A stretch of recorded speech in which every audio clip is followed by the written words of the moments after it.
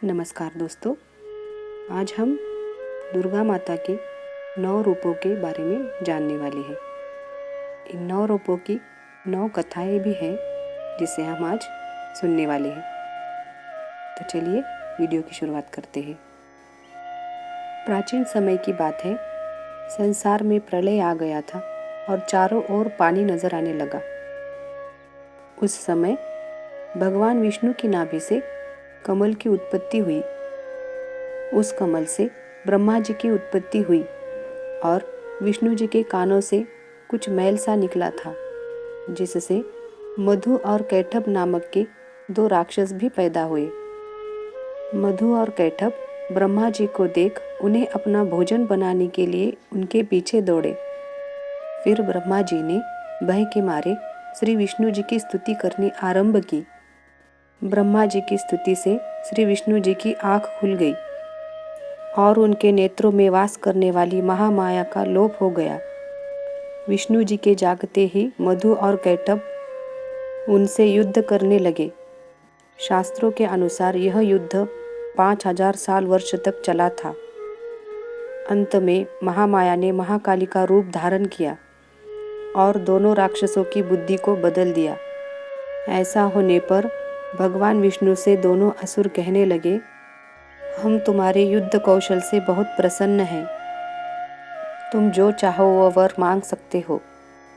तब भगवान विष्णु बोले, यदि तुम कुछ देना चाहते हो तो यह वर दो कि असुरों का नाश हो जाए।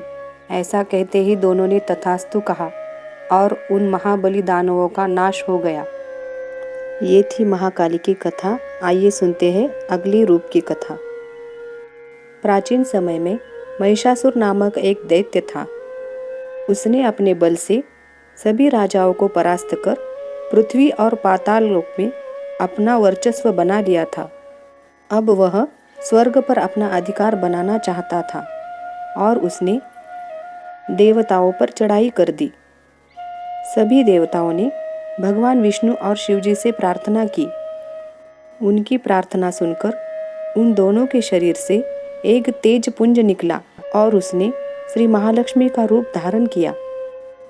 इन महालक्ष्मी ने महिषासुर का अंत किया और देवताओं को दैत्यों से मुक्ति दिलाई। तो ये थी श्री महालक्ष्मी की कथा। चलिए बढ़ते हैं तीसरी कथा की ओर। बहुत पहले संसार में 2 राक्षसों की उत्पत्ति हुई, जिनका नाम था शुंभ व निशुंभ। उन्होंने अपने शक्ति के बल पर पृथ्वी के सभी राजाओं को, पाताल लोक के सभी देवताओं को परास्त कर दिया था। अब वो दोनों स्वर्ग की चढ़ाई करने चल दिए थे। देवताओं ने श्री भगवान विष्णु का ध्यान किया और उनसे प्रार्थना की कि हमें इन राक्षसों से बचाए। उनकी इस प्रार्थना को सुन भगवान विष्णु के शरीर से एक ज्योति प्रकट हुई, जो चामुंडा देवी के नाम से प्रसिद्ध है। और वह देवी बहुत सुंदर थी। उनकी सुंदरता को देखकर शुंभ व निशुंभ ने अपने एक दूत को, सुग्रीव नाम था जिसका, उन्होंने उसको देवी माँ के पास भेजा और उनसे कहा कि उन दोनों में से किसी एक को देवी अपने वर के रूप में स्वीकार करे। देवी ने उस दूत से कहा कि उन्हें युद्ध में दोनों में से जो कोई परास्त करेगा, देवी उनसे विवाह कर लेगी। दूत के मुंह से यह समाचार सुनकर उन दोनों दैत्यों ने पहले युद्ध के लिए अपने सेनापति धूम्राक्ष को भेजा, जो अपनी सेना समेत मारा गया। उसके बाद चंडमुंड को भेजा गया, जो देवी के हाथों मारे गए। उसके बाद रक्त बीज आया। रक्त बीज की एक विशेषता थी कि उसके शरीर से एक बूंद भी अगर रक्त जमीन पर गिरता तो उससे एक वीर पैदा होता था। देवी ने उसके खून को एक खप्पर में भरकर पी लिया। इस तरह से रक्त बीज का अंत हुआ और फिर शुंभ निशुंभ लड़ने आ गए और उनका भी देवी के हाथों अंत हो गया। तो ये थी चामुंडा देवी की कथा। चौथी कथा है देवी योग माया की। ये वो कथा है जब कंस ने देवकी के 6 पुत्रों को मार दिया था। तब 7वें गर्भ के रूप में शेषनाग अवतार बलराम जी आए और रोहिणी के गर्भ में स्थानांतरित होकर प्रकट हुए। उसके बाद 8वें गर्भ में श्री कृष्ण भगवान प्रकट हुए। उसी समय गोकुल में यशोदा जी के गर्भ से देवी योग माया का जन्म हुआ। वासुदेव जी भगवान श्री कृष्ण को वहां छोड़कर योग माया को साथ ले आए। कंस को जब 8वें बालक के जन्म का पता चला तब उसने योग माया को हाथ में लेकर पटक कर मारने लगा, लेकिन योग माया उसके हाथों से झटक कर आकाश में चली गई और उसने माता योग माया देवी का रूप धारण कर लिया। बहुत समय पहले की बात है। वैप्रचिति नाम के असुर ने पृथ्वी व देवलोक पर कुकर्मों का आतंक मचा के रखा था। उसने सभी का जीना दुभर कर दिया था। देवताओं और पृथ्वीवासियों की पुकार से देवी दुर्गा ने रक्तदंती के नाम से अवतार लिया। देवी ने वैप्रचिति और अन्य असुरों का रक्तपान करके मानमर्दन कर दिया।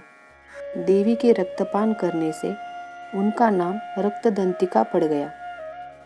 प्राचीन समय में पृथ्वी पर 100 वर्ष तक बारिश ना होने से वजह से भयंकर सूखा पड़ गया था। चारों ओर सूखा ही सूखा था और वनस्पति भी सूख गई थी, जिससे सभी और हाहाकार मच गया था। सूखे से निपटने के लिए ऋषि मुनियों ने देवी भगवती की उपासना की। उनकी स्तुति से माँ जगदम्बा ने देवी शाकंभरी का अवतार लिया। स्त्री रूप में अवतार लेकर पृथ्वी पर प्रकट हुई। उनकी कृपा हुई और पृथ्वी पर बारिश गिरी। माँ की कृपा से सभी वनस्पतियों एवं जीव जंतुओं को जीवदान मिला। प्राचीन समय में एक दुर्गम नाम का राक्षस हुआ था, जिसके प्रकोप से देवलोक, पृथ्वी और पाताल लोक में हड़कंप मच गया था। इस विपत्ति से निपटने के लिए भगवान की श्री दुर्गा ने अवतार लिया। देवी दुर्गा ने दुर्गम राक्षस का संहार किया और पृथ्वी लोक के साथ देवलोक व पाताल लोक को विपत्ति से मुक्ति दिलाई। दुर्गम राक्षस का वध करने की वजह से माता देवी का नाम दुर्गा देवी पड़ा। प्राचीन समय में अरुण नामक राक्षस की इतनी हिम्मत बढ़ गई कि वह देवलोक में रहने वाली देवपत्नियों के सतीत्व को नष्ट करने का कुप्रयास करने लगा। अपने सतीत्व को बचाने के लिए देवपत्नियों ने बहरों का रूप धारण किया। वह सब देवी दुर्गा से अपने सतीत्व को बचाने के लिए प्रार्थना करने लगी। देवपत्नियों को दुखी देख के माता दुर्गा ने देवी ब्राह्मणी का रूप धारण किया और अरुण नामक राक्षस का वध किया और उसकी सेनाओं को भी नष्ट कर दिया। तो ये थी कहानी देवी ब्राह्मणी की। एक बार पृथ्वी पर चंडमुंड नाम के 2 राक्षस पैदा हुए। इन दोनों राक्षसों ने तीनों लोकों पर अपना अधिकार कर लिया। इससे दुखी होकर देवताओं ने मातृशक्ति का स्मरण किया। देवताओं की स्तुति से प्रसन्न होकर देवी ने चंडमुंड राक्षसों का विनाश करने के लिए चंडी का अवतार लिया, किसी नई कहानी के साथ। तो चलिए मिलते हैं अगली वीडियो में। तब तक के लिए राधे राधे।